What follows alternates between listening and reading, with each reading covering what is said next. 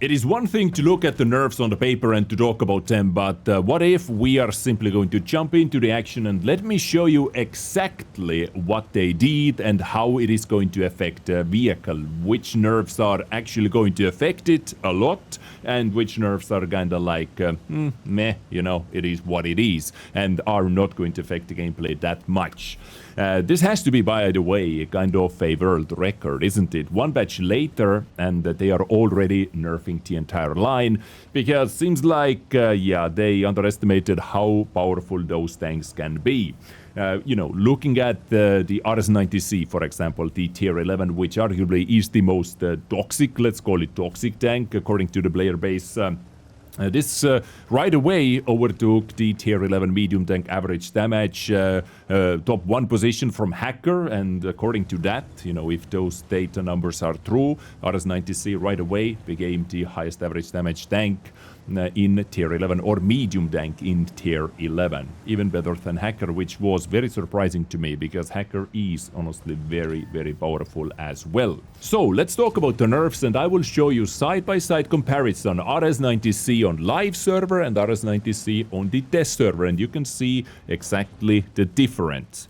What did they do, guys? They did nerf the average damage on the AP APCR round by 10 points, from 115 down to 110, and HE from 220 down to 180. Then they added extra 0.5 seconds to the upgraded and unupgraded cooling delay time, and also turret armor from 273 down to 260, and also hull armor a little bit as well. I will show you that in a moment. But I would say the most significant thing is actually that all tanks in the branch will now deal 10 times less damage to enemy internal modules to better match their firing mechanics. And yeah, I was like setting tanks on fire with Ares left, right and center, or I am, you know, let's say a live server right now, or when I'm playing against Ares, I'm so often set on fire by Ares tanks. So it was kind of ridiculous, and one part of the toxicity of this tank for sure. Besides the burst damage, the overall effective DPM damage output, which was in many situations kinda nuts, right?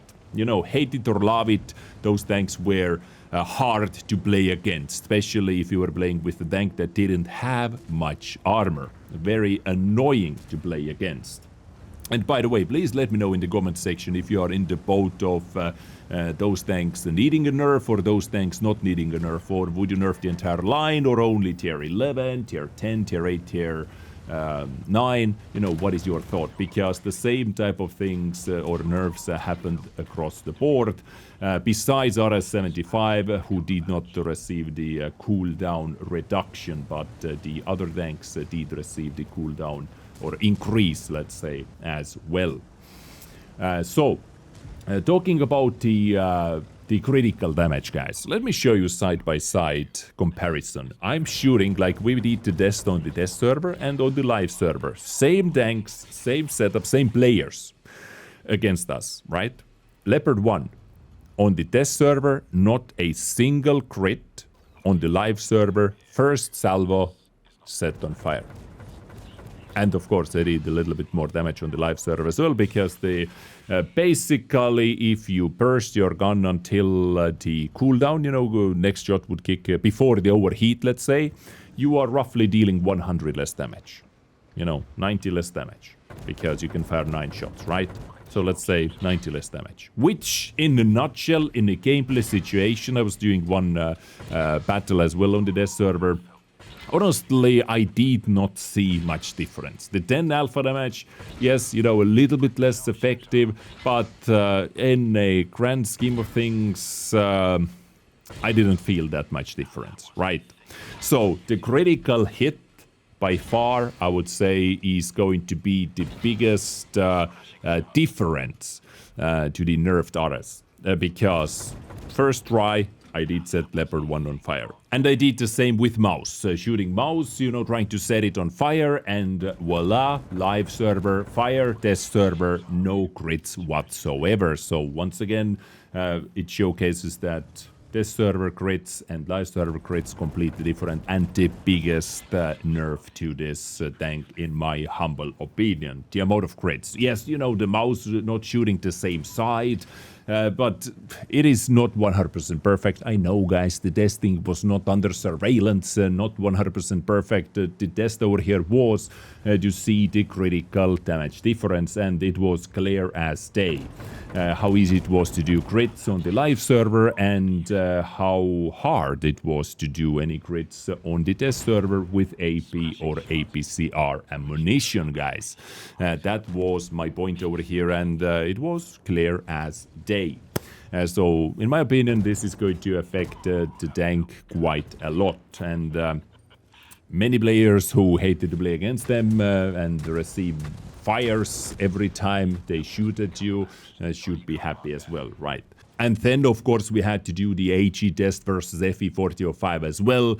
As you can see on the live server, yes, you can one clip or one burst FE4005. On the test server, because of the high explosive damage nerf, FE actually gets away, gets to die in like 2 seconds after my gun cooldown, guys. So, you know, this gives another chance. HE a little bit less effective for sure. Definitely something you can feel. So, together with the critical damage and the HE, those two are the things which definitely I felt the most and actually felt on the battlefield.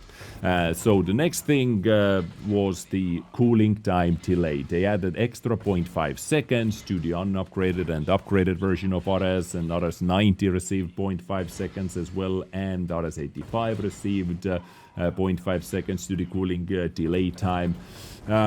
Where this matters is only if you do the single tapping, guys. If you burst your gun, you know, before the overheat kicks in, you stop, and let's say if the target needs 2 more shots or 3 more shots to take out, usually you do the single tapping.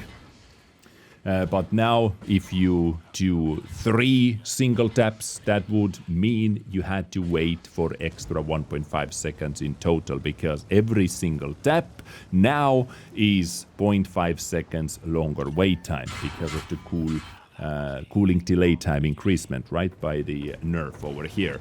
And how to overcome that, let's say a little bit, is if you know after your burst you need 3-4 more shots to take out, you simply do not single tap, but you use that single cooling delay time and you wait a bit longer to, let's say, load up or to cool down your gun enough to fire those 3 or 4 more shots without single tapping.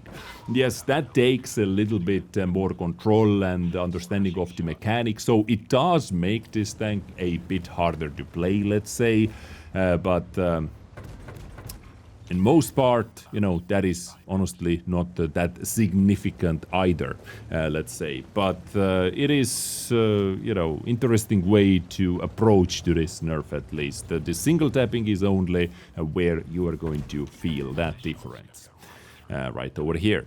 So now armoring, for that, let's go right over here and we can see the armor values. So what did they do?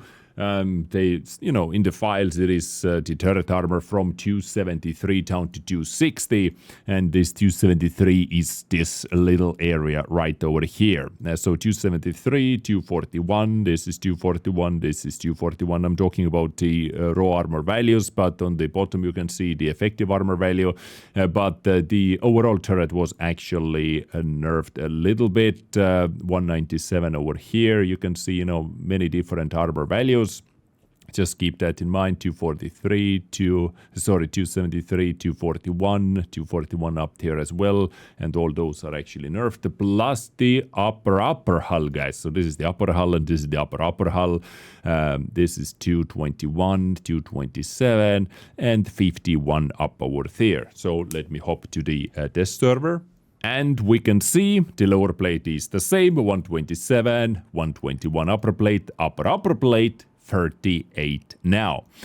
This right here was 273, right? 260, so just like in the files, but this was 241, I think. Now 229 over here as well, 216, and 190 right over here. So, you know, everything inside this turret or gun system was nerfed and is going to receive a little bit more penetrations by standard rounds, because, you know, it has effective armor value still, like on a flat ground, let's say 255 on this side. This side is actually weaker, guys, if you did not know that.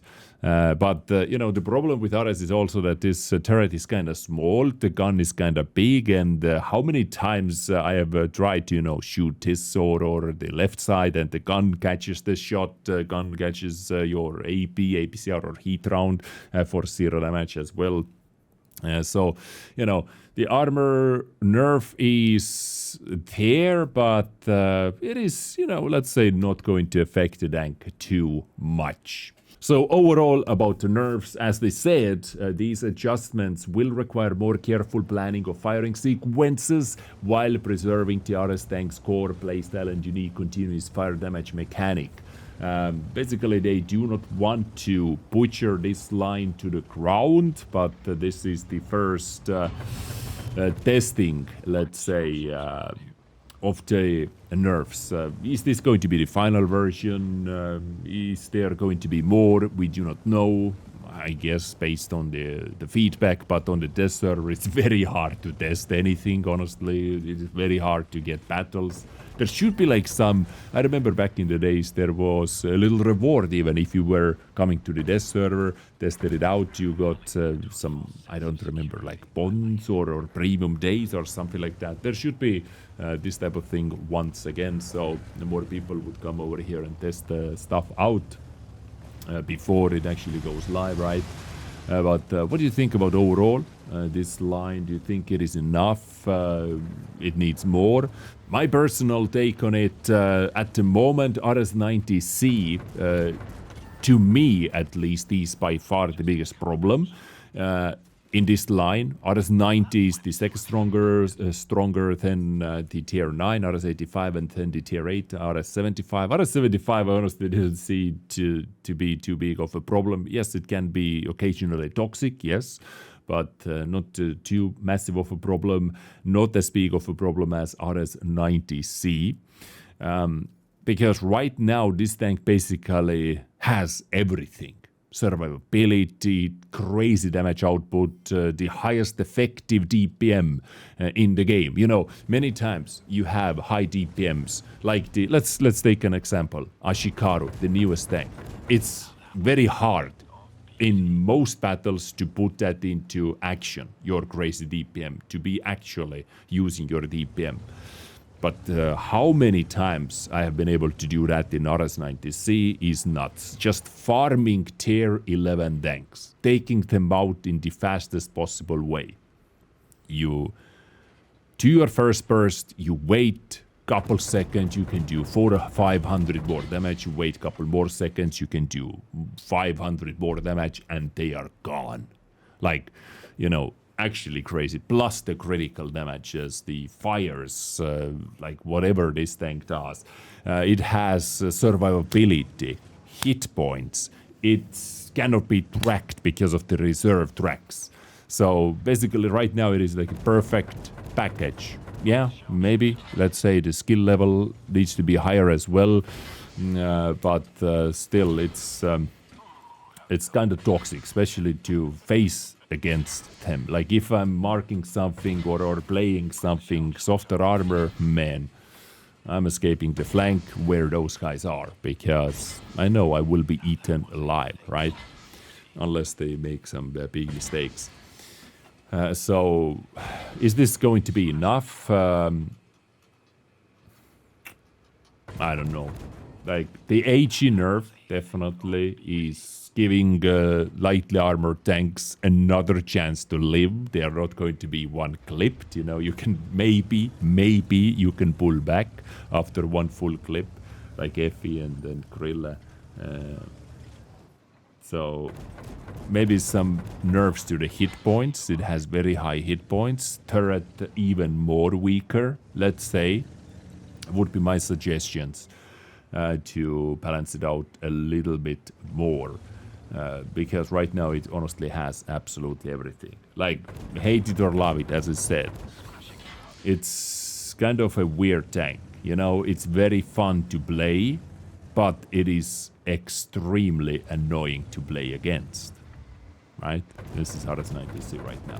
So hopefully this gives you a better picture what they are planning to do. Is this going to be the final version of it? We'll have to wait and see. Ready to hear your opinions about that in the comment section, guys. Thank you so much for tuning in, for your attention. I will see you next time. Enjoy life and bye-bye.